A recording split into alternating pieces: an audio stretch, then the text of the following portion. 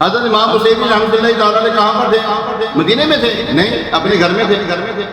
جب انہوں نے وہ قصیدہ لکھا تھا مولا یا صلی اللہ وسلم دائما ابدا، جب وہ لکھا تھا قصیدہ لکھا تھا، وہ قصیدہ کیا تھا؟ پڑھ لیں ایک دو شعر۔ مولا یا صلی وسلم دائما ابدا علی حبیبک خیر خلق کلہم محمد سید الکونین والثقلین والفریقین من عرب ومن عجم۔ بڑا پیارا قصیدہ ہے، سننے سے تعلق رکھتا۔ تو حضرت امام حسین رحمۃ اللہ تعالیٰ علیہ وہاں پر نہیں تھے، اپنے گھر میں تھے۔ فریاد امتی جو کرے حال زار میں، ممکن نہیں کہ خیر بشر کو خبر نہ ہو۔ وہ کون سا نبی ہے جس کو خبر نہ اپنی امتی کی؟ ہم ایسے نبی کو نبی نہیں مانتے۔ ہمارا نبی تو سب کو جانتا ہے، ہمارے نبی صلی اللہ علیہ وسلم سب کچھ جانتے ہیں، اپنی امت کے حالات سے باخبر ہیں، اور جب امت کی فریاد کرتے ہیں تو وہ مدد کو بھی آتے ہیں۔ میں قربان اس ادائے دستگیری پر میرے آقا، مدد تو آگے جب بھی پکارا یا رسول اللہ، جب بھی پکارتے وہ آ جاتے ہیں۔ ہاں آ جاتے ہیں، پکارنے والا ہونا چاہیے۔ ہاں پکارنے والا ہونا چاہیے تو ان کی پکار کو سنتے بھی ہیں، آتے بھی ہیں۔ اللہ کریم نے یہ جو قرآن پاک کی آیت مبارکہ نازل فرمائی، اس آیت کے اس حصے میں اگرچہ ایک خاص واقعے کے اعتبار سے کلام فرمایا گیا، بات کی گئی ہے، البتہ اس میں موجود حکم عام ہے۔ قیامت تک کے آنے والے مسلمانوں کو سرور دو جہان صلی اللہ علیہ وسلم کی بارگاہ میں حاضر ہو کر شفاعت طلب کرنے کا طریقہ بتایا گیا ہے۔ گناہ ہو گئے، شیطان کی وسوسے میں آ کر، نفس و شیطان کے ہیلے بہانوں میں آ کر گناہ ہو گئے، کوئی بات سرکار کی بارگاہ میں اللہ فرماتے آؤ میرے محبوب کی بارگاہ میں آؤ۔ وَلَوْ أَنَّهُمْ يَدْعِينَ اللہ تعالیٰ ہمیں انویٹیشن کارڈ دیا ہوا اللہ نے، ہمیں دعوت دی بھی اللہ نے، آؤ میرے محبوب کی بارگاہ میں۔ ہاں دعوت دی بھی اللہ نے ہمیں۔ اور پھر وہاں پہ جائیں تو جناب ہاتھ کھڑا کر کے حضور صلی اللہ علیہ وسلم کی بارگاہ میں ہاتھ کھڑا کر کے دعا مانگیں، ہاذا شرک استغفر اللہ۔ اور یہ کہاں سے کوئی شرک کے فتوے لگا دیے؟ کس نے کیا؟ کس نے سرکار کی بارگاہ میں کھڑے ہو کر دعا مانگنا شرک ہے؟ کس نے کیا دیا؟ بتائیں، کوئی قرآن کی آیت پیش کریں۔ ہاں تو برہانکم ان کنتم صادقین، اگر تم سچے ہو تو لاؤ کوئی دلیل۔ کوئی دلیل نہیں ہے۔ اگر سرکار علیہ السلام کی بارگاہ میں اللہ بلا رہا ہے، ایسا تسی میں نے بلاؤ، میں تاڑے کو لاؤں، میں آگے تاڑے چاہ کے کسی اور میں کہاں کہ جناب بلایا تسی ہے، کسی اور میں کہاں جناب دیو میں تسی کہو گے کہ نہ پاگل ہے، بلایا میں جانتا ہو کھولے، بلایا سرکار کی بارگاہ میں تو وہیں پر آگے دعا مانگیں گے نا، وہیں پر آگے کوشش چاہیں گے نا، انہی کو تو عرض کریں گے یا رسول اللہ انظر حالنا، یا حبیب اللہ اسمع قالنا، اننا فی بحر ہم مغرقون، میں ڈوب چکا ہوں، میں غرق ہو گیا ہوں، گناہوں کے دلدل میں آ گیا، خذ یدی ساحل لنا اشکالنا۔ اے آقا اب آپ ہی ہیں جی جو آپ نے سنبھالنا ہے، آپ نے سنبھالنا ہے۔ اور یہ قرآن کی آیت کی تفسیر شعر میں کی گئی ہے۔ اللہ فرماتا ہے نا، اور جب میرے محبوب کی بارگاہ میں حاضر ہو تو پہلے تھے نا رائنا تو ہونا، جب رائنا یہودیوں نے جب منافق تھے انہوں نے جو ہے غلط انداز اپنانا شروع کیا، کیا فرمایا؟ اللہ نے فرمایا انظرنا، رائنا کی جگہ کیا تھا؟ مولانا رائنا کی جگہ انظرنا تھا نا، ہاں ہمارے حال ذات کو نظر کریں۔ پھر ابو شیخ کہا نا یا رسول اللہ انظر حالنا، تبھی تو کہا گیا یہ کسی کہنے والے نے، ہمارے لیے آسانی کر دینا۔ تو حضور علیہ السلام کی بارگاہ میں حاضر پر دعا مانگنا شرک نہیں ہے۔ میں تو حیران ہوتا ہوں ان بیوقوفوں کی عقل پر، ان کو شرک کی ڈیفینیشن پتہ ہی نہیں ہے، شرک کا مفہوم پتہ ہی نہیں ہے، شرک کہتے ہیں کسے پتہ ہی نہیں ہے۔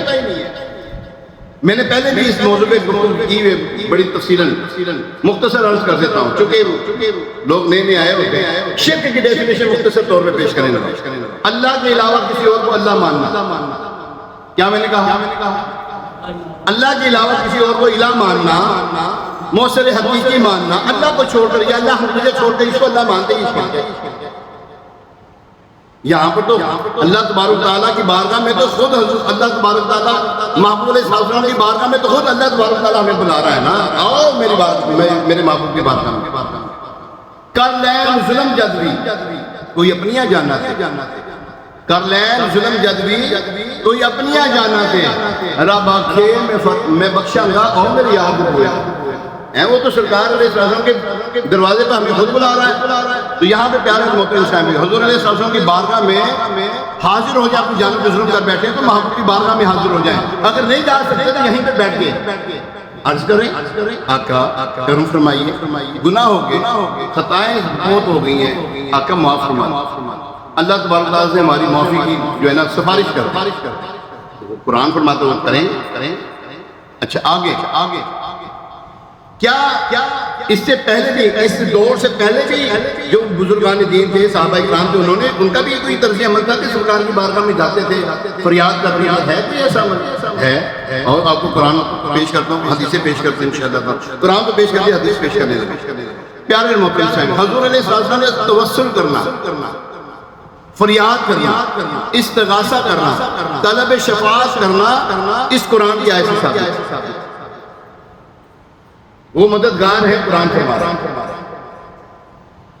وہ ہماری بات کو سنتے ہیں، ہماری فریاد کو سنتے ہیں، ہماری فریاد کو سن کر اللہ تبارک تعالیٰ سے ہماری گناہوں کی بخشش چاہتے ہیں، وہ سنتے ہیں تو چاہتے ہیں، زندہ ہے تو چاہتے ہیں۔ جی یاد رہے تاجدار رسالت صلی اللہ تعالیٰ علیہ وآلہ وسلم کی حیات ظاہری میں آپ صلی اللہ علیہ وسلم کی بارگاہ میں حاضر ہو کر وصال ظاہری کے بعد آپ صلی اللہ علیہ وسلم کے مزار پر عنوان پر حاضری دے کر اپنے گناہوں کی معافی چاہنے، اپنی مغفرت اور نجات کی التجا کرنے اور اپنی مشکلات کی دوری چاہنے کا سلسلہ صحابہ کرام علیہ رضوان سے چلتا آ رہا ہے۔ چنانچہ ضمن میں چند چیزیں آپ کی خدمت میں پیش کرنے لگا ہوں۔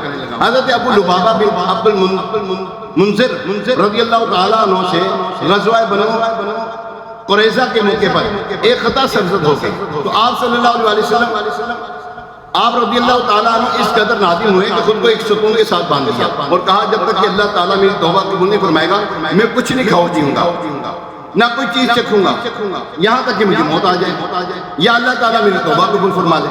حضور نبی پاک صلی اللہ علیہ وسلم کو جب اس بات کا پتہ چلا، ان کے بارے میں پتہ چلا، تو ارشاد فرمایا اگر یہ میرے پاس آ جاتا، کیا فرمایا؟ اگر یہ میرے پاس آ جاتا تو میں اس کے لیے مغفرت طلب کرتا، لیکن اب اس نے خود کو باندھ لیا ہے، اب جب تک کہ رب کا حکم نہیں آئے گا یہ بندہ رہے گا، میں نہیں کھولوں گا اس کو۔ پہلے کیا فرمایا؟ اگر یہ میرے پاس آ جاتا، اس کا مطلب کیا ہے؟ یہ ہے ہاں، اس کا مطلب کیا ہے؟ اگر میرے پاس آیا تو میں سب کچھ کرنے کے لیے قادر ہوں، اللہ نے مجھے اختیارات دیے ہیں، اگر یہ میرے پاس آ جاتا تو میں اس کے لیے مغفرت طلب کرتا۔ اللہ اکبر۔ 7 دن تک حضرت ابو لبابہ رضی اللہ تعالیٰ نے نہ کچھ کھایا، نہ کچھ پیا، نہ چکھا، حتیٰ کہ ان کے اوپر غشی طاری ہو گئی۔ پھر اللہ تعالیٰ نے ان کی توبہ قبول فرمائی۔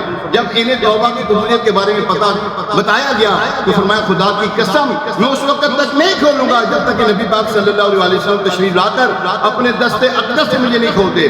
چنانچہ پیارے آقا صلی اللہ علیہ وسلم تشریف لائے، اپنے پیارے صحابی رضی اللہ تعالیٰ عنہ کو بندشوں سے آزاد فرما دیا۔ یہ ہے حضور صلی اللہ علیہ وسلم کی حیات ظاہری کا واقعہ۔ اب آگے چلتے ہیں۔ اللہ اکبر۔ حضور نبی پاک صلی اللہ تعالیٰ علیہ وسلم کی بارگاہ میں حاضری کا یہ طریقہ صرف آپ صلی اللہ علیہ وسلم کی حیات ظاہری میں ہی نہیں تھا، بلکہ آپ کی وصال مبارکہ جب آپ دنیا سے پردہ فرما گئے، لوگ کہتے ہیں نا ہم اتنے اچھے الفاظ بول رہے ہیں نا، پردہ فرما گئے، وصال ظاہری فرما گئے، اب ہم میں نہ رہے حیات ظاہری کے طور پر، نہ رہے۔ ایسے بدبخت بے باک لوگ ہیں، اور یوں کہتے ہیں، یوں کیوں نہیں کہتے وہ مر گئے معاذ اللہ صلی اللہ علیہ وسلم، اور مرے تیرے، اور مرے تو تیرے، ہمارے تو زندہ ہیں۔ صاحب مرے تو تیرے جنہیں ہے کہ بکواس کرتے ہیں، اللہ کا نبی تو زندہ ہے بھائی۔ اعلیٰ حضرت نے ایسے 2 قسمیں اٹھا کے ارشاد نہیں فرمایا تو زندہ ہے واللہ، تو زندہ ہے واللہ، میرے چشم عالم سے چھپ جانے والا، آنکھ والا تیرے جوبن کا تماشا دیکھے، آنکھ والا تیرے جوبن کا تماشا دیکھے۔ دیدہ ایک طور کو کیا نظر آئے، کیا دیکھے، اندھے کو کیا نظر آئے گا؟ آنکھ والے جو ہے نا نظارے دیکھتے ہیں۔ تو یہاں پر ایک واقعہ آپ کی خدمت پیش کرنے لگا۔ حضرت امیر المومنین مسلمانوں کے دوسرے خلیفہ حضرت عمر فاروق اعظم رضی اللہ تعالی عنہ کے دور خلافت میں قحط پڑ گیا، تو صحابی رسول حضرت بلال بن حارث المزنی رضی اللہ تعالی عنہ سرکار دو جہان صلی اللہ علیہ وسلم کی قبر منور پر حاضر ہو کر عرض کی، یا رسول اللہ صلی اللہ علیہ وسلم اپنی امت کے لیے بارش کی دعا فرما دیجئے۔ کیا فرمایا؟ اونچی آواز سے بولنا چاہ رہا ہوں، کیا کہا؟ مجھے دنیاوی طور پر کسی سے کام ہوگا نا، میں اس کے پاس جا رہا ہوں، نیت کروں گا کہ نہیں کروں گا؟ ایک وہاں پر ہے نا سرکار کی بارگاہ میں نا کوئی ایک عجیب و غریب قسم کا نا کالا کلوٹا بندہ بیٹھا ہوا ہے، وہاں پر ہے نا وہ مائک لے کر بیٹھا ہوا ہے، اے لوگوں سن لو، جو حضور علیہ السلام کی، جو رسول اللہ صلی اللہ علیہ وسلم کی قبر کی نیت کر کے آتا ہے وہ شرک کر رہا ہے۔ یہ آپ لگاؤ سوشل میڈیا پہ عام ہو رہا ہے، دیکھنے والے دیکھتے بھی، سننے والے سنتے بھی ہیں، اور کہتے ہیں ہاں اچھا یہ کہہ رہا ہے، وہاں پہ بارگاہ میں بیٹھ کے یہ کہہ رہا ہے۔ وہ اتنی بڑی بارگاہ میں کوئی جھوٹ بولے گا؟ وہ اتنی بڑی بارگاہ میں، اور یزید وہاں پہ یا تو صحابہ کرام تو اس کے پیچھے نماز نہیں پڑھی۔ یزید نے جب حملہ کیا تھا مکہ اور مدینہ پر، وہاں پر اس کی فوجوں نے وہاں پہ جماعتیں کروائی ہیں، کسی صحابی سے پیچھے نماز نہیں پڑھی۔ کیونکہ یاد رکھیں امامت کے مصلی کے لیے بندے کا عقیدہ درست ہونا چاہیے۔ آپ کا اور پیچھے جو نماز میں اس کا عقیدہ درست نہیں ہے، دونوں کا عقیدہ میچ نہیں کرتا، نماز پیچھے والی کی نہیں ہوگی۔ اور یہ امام حسین رضی اللہ تعالیٰ نے ہمیں کر کے دکھایا، کربلا کے میدان میں دو جماعتیں ہوا کرتے تھے، دو نمازیں ہوا کرتے تھے، ایک نماز حضرت امام عالی مقام امام پاک پر فرماتے تھے، اور دوسری جگہ پہ یزیدی نماز پڑھاتے تھے، اذان بھی دیتے تھے، نماز بھی پڑھتے تھے، لیکن امام پاک رضی اللہ تعالیٰ عنہ کے پیچھے نہ وہ نماز پڑھتے نہ امام پاک ان کے پیچھے نماز پڑھتے تھے۔ معلوم ہوا ہر ایک کے پیچھے نماز اونچی بولو، نہیں آواز کاٹتے، ہر ایک کے پیچھے نماز نہیں ہوتی بھائی جی۔ میں تو اللہ کی پڑھن پیا، میں تو اللہ کی نماز پڑھنے لگا، میں تو اللہ کی بارگاہ، تو یہ کس نے کہہ دی ہے میں اللہ کی نماز پڑھنے لگا ہوں؟ تو جس مرضی کے پیچھے پڑھ لے گا، نہیں پڑھ سکتے آپ کے امام کا عقیدہ درست ہونا چاہیے۔ اگر آپ کے امام کا عقیدہ درست نہیں، اس کے پیچھے نماز نہیں ہے۔ آقا دو جہاں صلی اللہ تعالیٰ علیہ وسلم نے تو یہاں تک کہ ایک شخص نے قبلے کی طرف تھوکا، فرمایا تو کبھی اپنا امام نہ بنانا، قبلے کی سمت تھوکا، کعبے پہ نہیں تھوکا، معاذ اللہ نقل کفر نہ باش، قبلے کی سمت تھوکا ہے۔ اللہ پاک کے آخری نبی صلی اللہ علیہ وسلم نے ہمیں کلیہ دے دیا، ہمیں فارمولہ دے دیا، جو بے ادب ہوگا اس کے پیچھے نماز نہیں۔ گل ختم ہو، پاویں تہاڈا پیو کیوں نہ ہوے، پاویں ساڈا پیو کیوں نہ ہوے، ساڈا پیر ہی کیوں نہ ہوے، بدتمیزی کرتا ہے صحابہ کرام کے بارے پیچھے نماز نہیں ہے، اولیاء کاملین کے بارے میں بکواس کرتا ہے، نماز ہی نہیں اس کے پیچھے۔ اللہ پاک کے آخری نبی صلی اللہ علیہ وسلم نے عیب نے کہا کہ نماز ہے ہی نہیں اس کے پیچھے، بلکہ وہ تو کلمہ گوئی نہ رہا۔ کہا ہوا تو حضرت بلال رضی اللہ تعالیٰ عنہ، بلال بن حارث المزنی حاضر خدمت ہوئے، عرض کی اپنی امت کے لیے بارش کی دعا فرما دیجیے، وہ ہلاک ہو رہی ہے۔ حضور علیہ السلام نے خواب میں ان سے ارشاد فرمایا کہ عمر کے پاس جا کر میرا سلام کہو اور بشارت دو کہ بارش ہوگی، اور یہ بھی کہہ دو کہ نرمی اختیار کیا کرے۔ کن کو کہا؟ عمر فاروق جلالی تھے۔ عمر کے نام سے اس وقت بھی کافر ڈرتا تھا، آج بھی کافر ڈرتا، اس وقت بھی ڈرتا تھا، آج بھی ڈرتا۔ حضرت بلال بن حارث رضی اللہ تعالیٰ عنہ بارگاہ خلافت میں حاضر ہوئے، خبر دی، حضرت عمر رضی اللہ تعالیٰ عنہ یہ سن کر رونے لگے، پھر فرمایا یا رب اے پاک پروردگار، میں کوتاہی نہیں کرتا مگر اسی چیز میں کہ جس سے میں عاجز ہوں۔ اللہ اکبر، پیارے مکہ صاحب، کتنی بڑی ایک نوید ہے، کتنی بڑی ایک بشارت ہے، اور یہ حضور علیہ السلام کی مثال ظاہری کے بعد ہے۔ اللہ اکبر۔ حضرت مولا کائنات علی المرتضیٰ شیر خدا کرم اللہ تعالیٰ وجہ الکریم، بڑا پیارا واقعہ پیش کرنے لگا آپ کی خدمت۔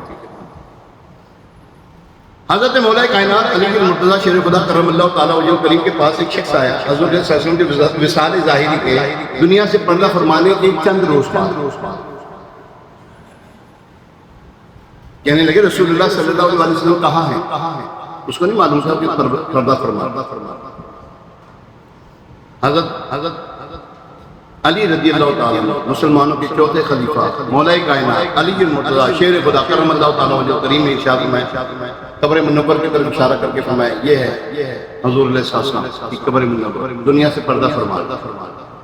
وہ جو اعرابی تھا دیہاتی تھا روزے پاک پر آیا خاک اٹھائی اپنے سر پر ڈالی اور عرض کرنے لگا یا رسول اللہ صلی اللہ علیہ وسلم جو آپ نے فرمایا ہم نے سنا اور جو آپ پر نازل ہوا اس میں یہ آیت مبارکہ بھی ہے وَلَوْ أَنَّهُمْ إِذْ ظَلَمُوا أَنفُسَهُمْ میں نے بے شک اپنی جان پر ظلم کیا اور میں آپ صلی اللہ علیہ وسلم کی بارگاہ میں اللہ عز و جل سے اپنے گناہ کی بخشش چاہنے کے لیے حاضر ہوا ہوں تو میرے رب سے میرے گناہ کی بخشش کرائیے.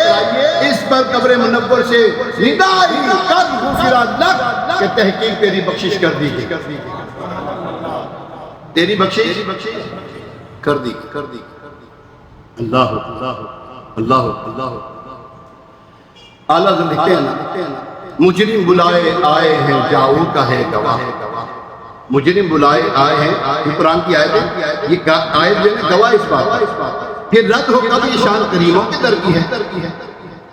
مانگا ہے مانگے جائیں گے منہ مانگی پائیں گے سرکار میں نہ لاہے نہ حاجت اگر کی ہے تو سے چھپاؤں منہ تو کروں کس کے سامنے آقا کیا اور بھی کسی سے توقع نظر کی ہے سرکار ہم کمینوں کے اتوار پر نہ جائیں آقا حضور اپنے کرم پر نظر کریں بد ہیں تو آپ گئے ہیں برے ہیں تو آپ کے بد ہیں تو آپ گئے ہیں بھلے ہیں تو آپ کے ٹکڑوں پہ ہیں یہیں کے پڑے رک کدھر کریں جالوں پہ جال پڑ گئے پریشانیاں آ گئی جالوں پہ جال پڑ گئے للہ وقت ہے مشکل کشائی آپ کے ناخن اگر کریں.